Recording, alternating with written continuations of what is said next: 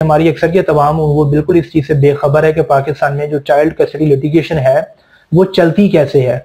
और होता क्या है फैमिली कोर्ट्स के अंदर। तो पाकिस्तान में 99% जो केसेस हैं चाइल्ड कस्टडी लिटिगेशन के वो ऑलमोस्ट सेम होते हैं और एक जैसे ही वहां पे कार्रवाई चलती है और नतीजे भी बिल्कुल एक जैसे आते हैं सब केसेस के। तो जहां तक माँ की बात है तो भाई माँ को किसी किस्म का कोई कंपटीशन नहीं होता और ऑल इन ऑल होती है। माँ को हर तरीके से सिस्टम जो है वो अदालतें सपोर्ट करती हैं लिटिगेशन के मामले में। माँ से कोई पूछ नहीं होती है, माँ के किसी ऐब को पर कोई सवाल नहीं होता, माँ के किसी खामी पर इवन के बच्चे से हवाले से माँ के किसी जुर्म पर भी उसकी कोई पूछ नहीं है, उसके खिलाफ कोई कार्रवाई नहीं हो सकती। बल्कि उल्टा बाप को जो है अदालतों के चक्कर लगाने पड़ते हैं साला साल सिर्फ बच्चे से महीने में 1 या 2 बार बड़ी छोटी सी मुख्तसर सी मुलाकात के लिए भी आता है अदालत के अंदर, जो कि बिल्कुल बेकार ही होती है और उसमें भी बाप को सही तरीके से अपने औलाद से नहीं मिलने दिया जाता। उसमें भी कई तरह के तमाशे किए जाते हैं।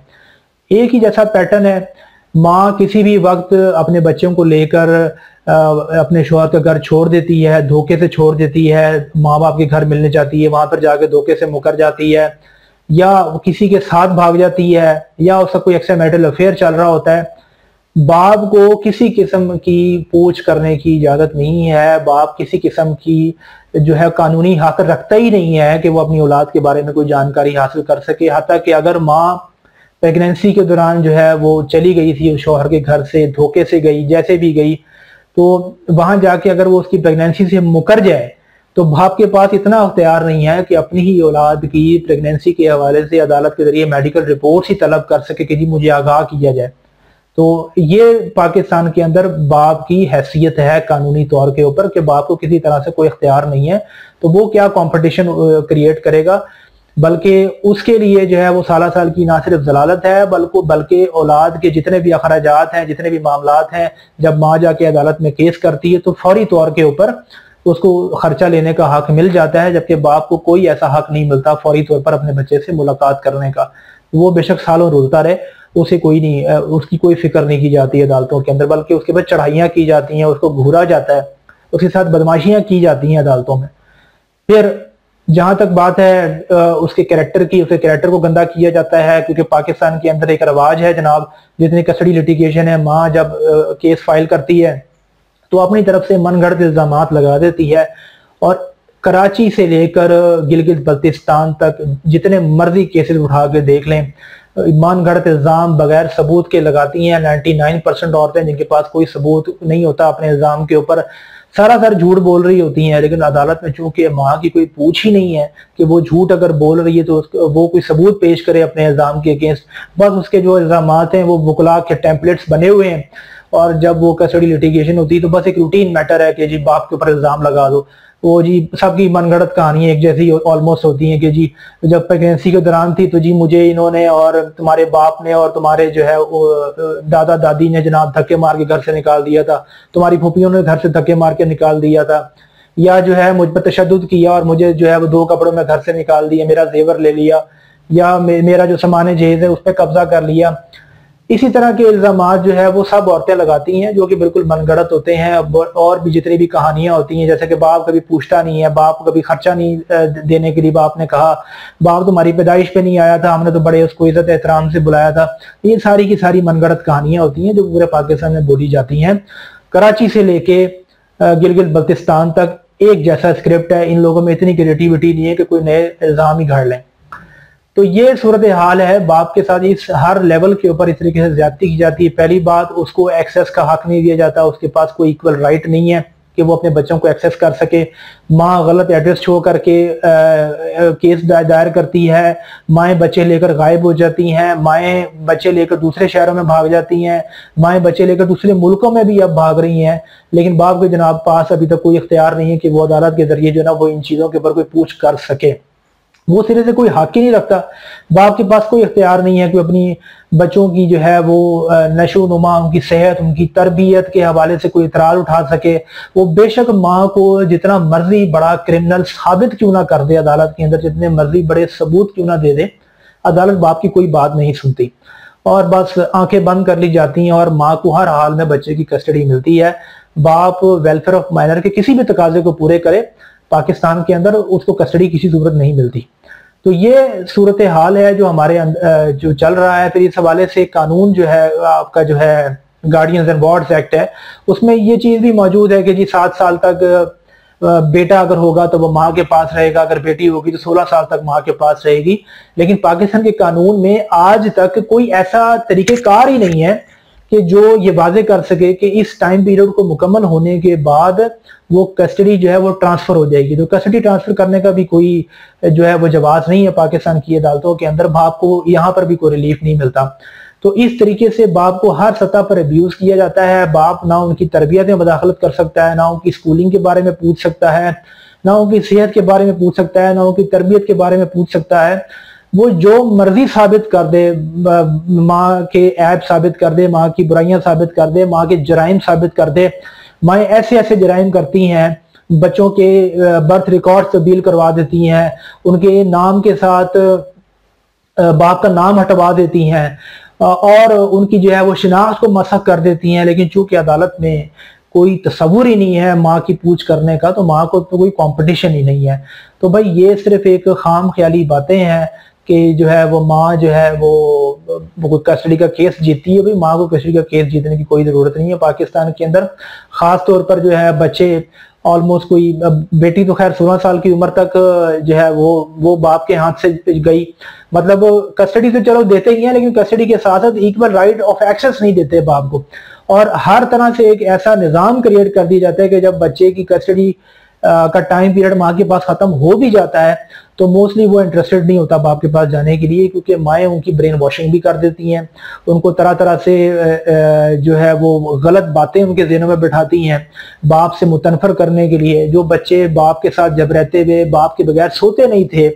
उनको नींद नहीं आती थी, उनको ये बताती है माँ कि तुम्हारा बाप जो है वो तुम्हें कत्ल कर देगा, तुम्हारी जान ले लेगा और वो तुम्हें जो है तुम्हारा गला दबा देगा, तुमने उससे दूर रहना है, वो बहुत खतरनाक आदमी है। और इस तरह की चीजें फिर हम उसका रिएक्शन अदालतों के अंदर देखते हैं कि औलादें किस तरह अपने बापों से मुतनफर होती हैं। लेकिन क्योंकि माँ के तो कोई सवाल नहीं है, भाई माँ जिस तरह मर्जी करे। बाप मुलाकात जो है करने की अगर अदालत भी आएगा तो माँ भी 100 तरह के तमाशे होते हैं, लड़ाई झगड़े किए जाते हैं। अलगर्ज इस तरह का माहौल बना दिया जाता है कि इतने सालों में बच्चे की इतनी ब्रेन वॉशिंग होती है कि वो जब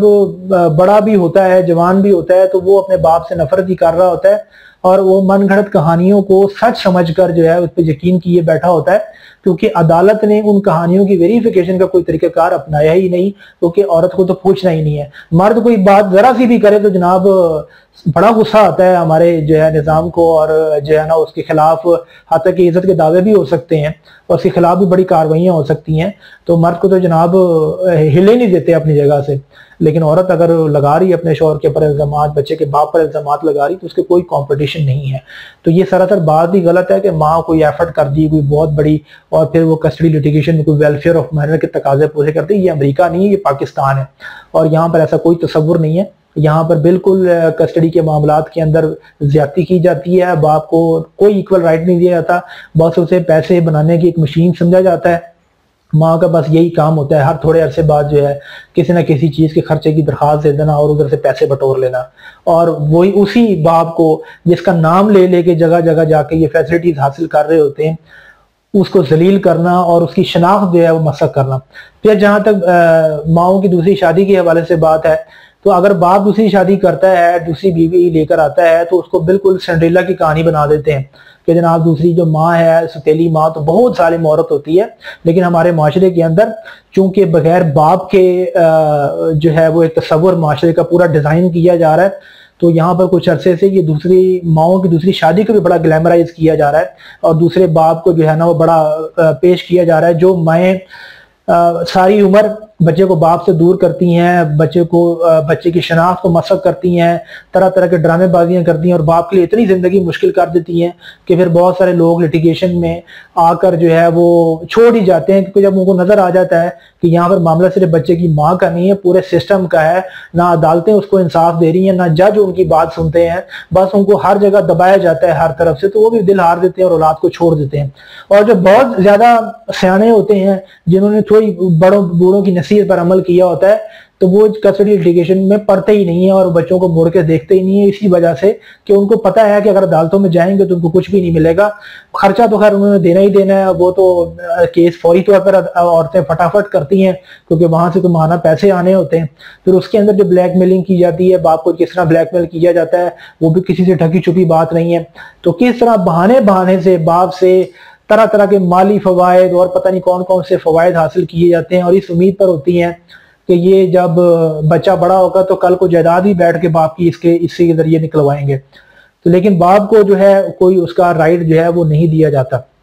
तो इस सूरत हाल के अंदर जब माएँ खुद मुतनफर कर रही होती हैं बच्चों को बाप से, उनकी जिंदगी तबाह करती हैं, उनकी आइडेंटिटी को मसक करती हैं, जिस बच्चे को पता ही नहीं होता उसका बाप कौन है, कौन क्या खानदान है, और पूरी की पूरी एक पेरेंटल साइड जो है उसकी दांतों की काट दी जाती है उसको और वो बच्चे को उससे अलग कर दिया जाता है। वो फिर माँ जो है वो ये इन चक्करों में होती है कि दूसरा बंदा जैसे वो शादी करेगी तो दूसरा बंदा इसको बाप वाला प्यार देगा, तो भाई उसको और जो है दूसरी शादी भी अगर वहां पे नाकाम हो गई तो फिर तीसरी शादी के चक्करों में क्या वो तीसरा बाप बन जाएगा इसका, जबकि बाप एक ही होता है और बाप जो हकीकी बाप होता है वही कुर्बानियां देता है। कोई सुतेला बाप जो है वो औलाद की उस तरीके से ना केयर करता है, ना वो परवाह करता है, ना उसका ये बिजनेस है कि वो जो है ना इन चीजों पर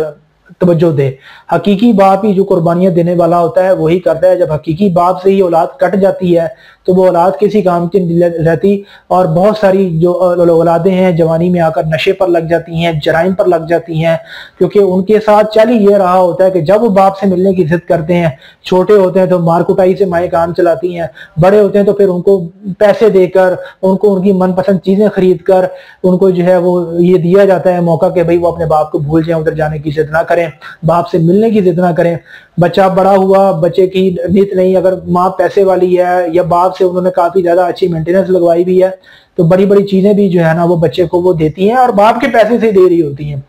और बाप से ही जो है मुतनफर कर रही होती है बच्चे को इस शर्त पर कि फलानी चीज तुम्हें दूंगी लेकर, लेकिन तुमने बाप से मिलने की जिद नहीं करनी, या तुमने अपने बाप से मिला तो तुम मेरा जो है वो मरा हुआ मुंह देखोगे, या मैं तुम्हें माफ नहीं करूंगी। इस तरह की वाहियात बातें करके बच्चे को जो है मुतनफर किया जाता है और फिर बाद में ये उम्मीद रखती हैं ये औरतें कि दूसरे मर्द जो है वो इनके साथ जो है वो इनकी औलाद को पालेंगे और उनको वो बाप वाला प्यार देंगे। और इस चीज को बाकायदा तौर पर हमारे माशरे के अंदर इस वक्त कुछ अरसे से बड़ा ग्लैमराइज किया जा रहा है। औरत की दूसरी शादी को ग्लैमराइज किया जा रहा है जबकि मर्द की दूसरी शादी को बिल्कुल जो है वो एक सिंड्रेला की कहानी बनाकर तशरीह दी जाती है। तो ये सारी बातें हैं और ये तो बिल्कुल बेसिक सी बातें हैं जो मैंने अभी की। अगर मैं इस पे मौजूद पर डिटेल में बात करना शुरू करूं तो सैकड़ों मुकदमात हर महीने मैं देखता हूँ, मेरे पास आती हैं केस स्टडीज और तरह तरह के उसके अंदर मामला जो है होते हैं। तो वो डिटेल तो बहुत आगे है। हर स्टेज के ऊपर जो है वो बाप सफर करता है, हर स्टेज के ऊपर बाप को महरूम रखा जाता है उसके हकूक से, हर स्टेज के ऊपर जो है माइनस के औलाद के राइट्स जो है माएँ अब्यूज करती हैं। लेकिन माओं को चूंकि कोई पूछने वाला ही नहीं है तो भाई माओं के लिए कोई कंपटीशन ही नहीं होता लिटिगेशन में। तो कस्टडी लिटिगेशन में यही चलता है और इसी तरीके से जो है हमारे यहाँ मोस्ट लिटिगेशन केसेस का रिजल्ट निकलता है।